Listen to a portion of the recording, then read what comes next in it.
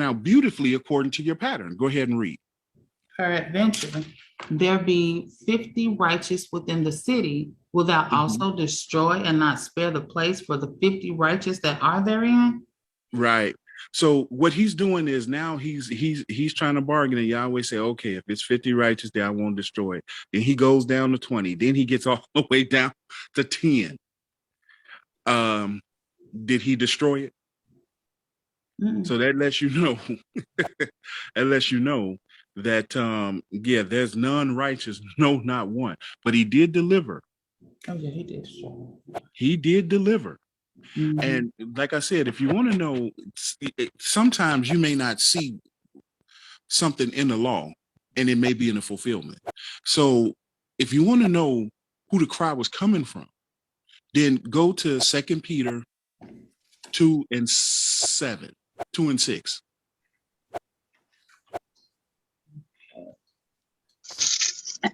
This is 2 Peter 2 and 2 and 2 Peter 2 and 6.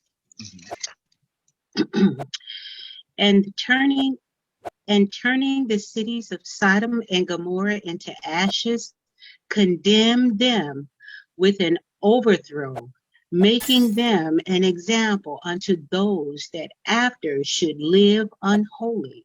Read. And delivered just Lot, vexed with the filthy conversation of the wicked. Exactly. So that's whose soul was crying out for him to come down. You see what I'm saying? Because that's the one, that's him, and his daughters, of course, were delivered with him. But that's who was crying out for. It said it vexed his soul. Read.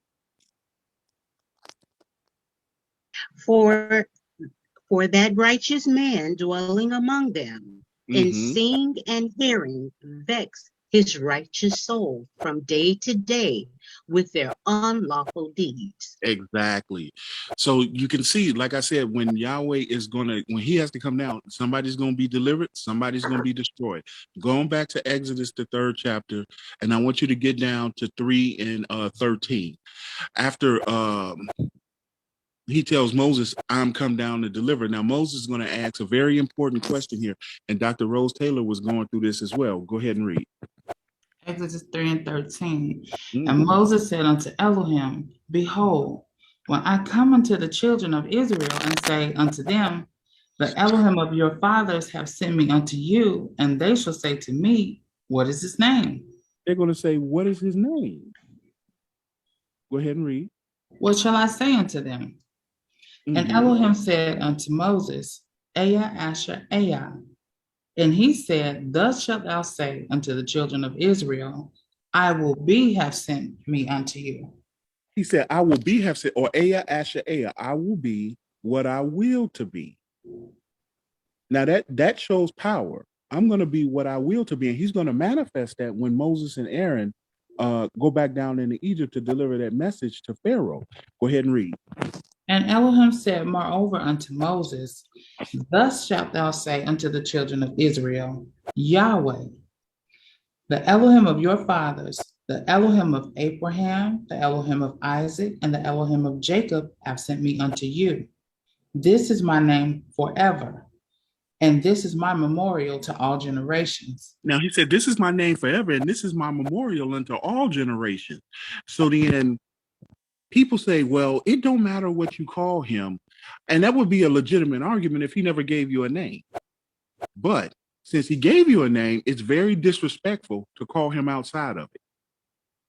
He told him Yahweh, and this is my name forever, and my memorial unto all generations, not just the Hebrew generations, but to all generations. That includes us. So that's his name. So when when him and Aaron go back down into the land of Egypt and they deliver that message to Pharaoh, they say, thus said Yahweh, say, let the children of Israel go that they may come out around their mount and worship around their mount. Now, Pharaoh says, I don't know who Yahweh is, and neither am I going to let him go. But by the end of that story, he knew who Yahweh was. Yahweh made it known. He said, for this very cause have I raised thee up to show my power over thee. He was raised up to be torn down. in other words. So Yahweh gave the children of Israel a way of escape. He told them, take out a lamb. This Exodus 12th chapter, you don't have to get it, but he told them, take out a lamb. Now, this is going according to a pattern. You have that altar sin sacrifice there. There are 7 steps in that tabernacle. The first step is the gate. Second step is the brazen, the altar sin sacrifice. Third step is the brazen laver. Fourth step is the door. Fifth step is the whole holy place. Sixth step is the veil. Seventh step is the most holy place. So they're down in Egypt, according as compared to the pattern, right? They're down in Egypt. Something is going to have to be sacrificed. And if that something is not sacrificed, somebody's going to suffer loss. So he tells them, you take out a lamb, you slay that lamb, hold it over 4 days, just as Joshua was held over for the 4,000 years before he was offered up. Remember, I told you, all of this is testifying to Joshua the Messiah.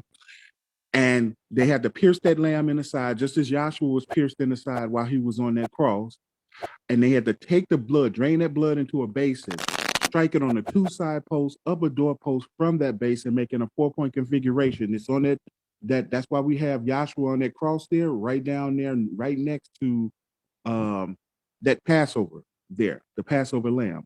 And he told them, now you have to eat this lamb. You're going to eat it in haste. And when you eat it in haste, you got to be ready to go. You know, he said, if the lamb is too much, you say, share it with your household. But every man is going to make their account for the lamb. Now, for people that may say, well, I'm a vegetarian, I'm not going to eat no lamb. You ain't going to be no vegetarian that night. You're going to eat that lamb, because if you didn't, you were going to suffer loss. And they couldn't choose what they wanted to eat. Nobody was walking around asking them, well, what you want, a chicken sandwich or a pork chop sandwich? Or, you know, how about some steak? They had to do it according to the way that Yahweh told them to do it, because he's setting that type in shadow to testify to the true Lamb of the world, which is Yahshua the Messiah. And so after they ate that lamb, they come to and through the divided waters of the Red Sea. Now the Egyptians are behind them. Keep in mind, Yahweh had devastated Egypt with 10 devastating plagues. That first plague, he turned their water to blood. Somebody recently told me, they said, well, was it blood like? No, it was blood. That's his substance. He can transmute that into whatever he wants it to be. It was blood. It wasn't blood like. It wasn't that nothing got in their ecosystem and turned the water red. He turned it to blood, to the point where the book says that the water stank. It killed the fish. You don't have to help Yahweh to do nothing. He knows what he's doing. He turned it to blood. That's what the book say. It turned to blood.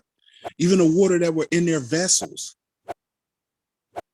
You know, so I'm telling you, we have an awesome Elohim. We have an awesome Elohim. They come to and through the divided waters of the Red Sea. Dr. Rose Taylor just went through that, led by that angel in that cloud. So you have what was read in 1 John 5 and 7, the 3 that bear witness in the earth, the spirit, the water, and the blood. You're going to have to see that down around the court roundabout, because in the court roundabout, the altar of sin sacrifice had blood on the 4 horns, just like blood on the lintel, 2 side posts, upper doorposts from that basin, right? So 4 points, blood or death, water or burial, with the Red Sea and them coming through the Red Sea. And they came through on dry ground. The Egyptians were the ones that got wet and were buried in the Red Sea. But children of Israel, Paul said, that were baptized in the cloud and in the sea as they come through. But we know, according to that story, they came through on dry ground. Now, all of this is going on in the court roundabout. They're coming into the holy place there. So they're blood, water, and spirit. Those are the witnesses. We have that within ourselves. The body is 75% water. You got the average adult has 12 pints of blood, and you know you got a soul in that body. Because if it didn't, we take it to the cemetery. So blood, water, spirit. And if we believe the witnesses of me, and the witness of Yahweh is greater. So as they're coming out into the holy place as compared to the pattern, they're going to come out there, and you don't have to get this. Dr. Rose Taylor went through this. Exodus 24, when he goes up to receive those tables of stone. Now, while he's up there, he told them to tarry at the plateau of that mount. The rest of the children of Israel were at the base. And so he told them, you tarry here till we come back unto you. Now, Moses didn't know he was going to be gone 40 days. So they are like, well, what happened to him? We saw him walk into that fiery cloud, so he's dead. Let's go back. And they tell Aaron, up, make us a calf that we may worship. And Aaron, they break off their earrings and give the gold and the substance that they took from Egypt, and Aaron made them a golden calf, and they began to worship it. So as Moses is coming down out of that mount on that second trip with them tables of stone, he sees what they're doing. After Joshua told him, I hear a noise in the camp. And that's what you have depicted here on our Moses chart. See, I hear a noise in the camp. Say, they've corrupted themselves. Now, they had just witnessed what Yahweh had done for them in Egypt and how he overthrew the Egyptians by death, burial, resurrection. According to the pattern, remember, on that Asher chart, you have Yahshua there, and then you got Satan there. I don't know if y'all got that chart here, and Satan has a pattern next to him. So the